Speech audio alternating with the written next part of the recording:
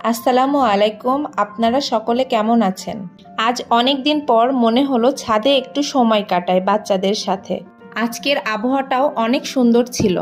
এদিকে আমার ছেলে তার বাইকের উপর বসে আছে, আর আমি এদিকে চানাচুর মুড়ি মাখানোর জন্য সমস্ত কিছু রেডি করছি।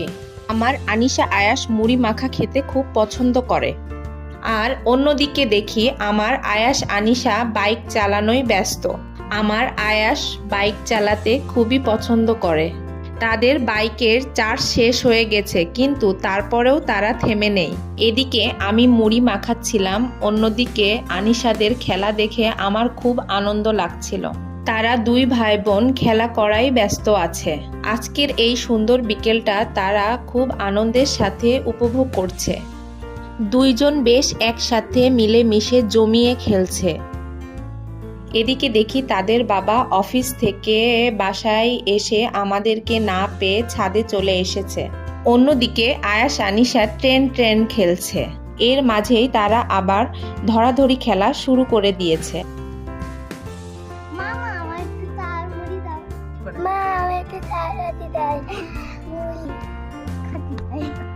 তাদের আবদারে আমি মুড়ি মাখানো শুরু করে দেই। আমার আনিশার থেকে আয়াস 3 বছর 8 মাসের ছোট, কিন্তু তাদেরকে দেখে মনে হয় না। তাদেরকে নিয়ে আমার দিন খুব আনন্দে কাটে।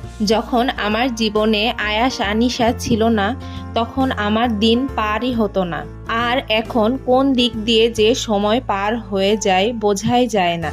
মাঝে মধ্যে মনে হয় দিনটা যদি আরো অনেক বড় হতো, তাহলে হয়তো বা কাজ করে নিজের জন্য একটু সময় পেতাম। সারা দিনে তাদের দুই ভাই বোনের অনেক আবদার। তাদের আবদার মেটাতেই আমার দিন পার হয়ে যায়। এদিকে দেখি আকাশ কালো মেঘে ছেয়ে গেছে। বলতে বলতেই বৃষ্টি শুরু হয়ে গেছে। আমাদের আর ছাদে বসে নাস্তা করা হলো না। প্রচণ্ড জোরে বৃষ্টি হওয়ায় আমরা সব কিছু নিয়ে বারান্দায় চলে আসি। আসলে বর্ষাকালের এটাই সমস্যা, যখন তখন বৃষ্টি নেমে যায়। তবে বারান্দায় এসেও মন্দ লাগছিল না। বাইরে ঝিরিঝিরি বৃষ্টির আওয়াজ, সাথে মুড়ি মাখা, চা, বিস্কুট, আহ কি মজা। আনিশার বাবা একদমই আমাদেরকে সময় দিতে পারে না। সে সবসময়ই তার কাজ নিয়ে ব্যস্ত থাকে, কারণ তার বাবা একজন ব্যাংকার, যার জন্য চাইলেও তার বাবা আমাদেরকে সময় দিতে পারে না। আমার মাও একজন ব্যাংকার, সে কখনোই আমাদের দুই বোনকে সময় দিতে পারেনি। এই জন্য ব্যক্তিগতভাবে আমার কখনোই চাকরি করা পছন্দ না। আমি চাই ওদের সাথে সব সময় কাটাতে, যেটা আমরা দুই বোন আমার মায়ের সাথে কখনো কাটাতে পারি।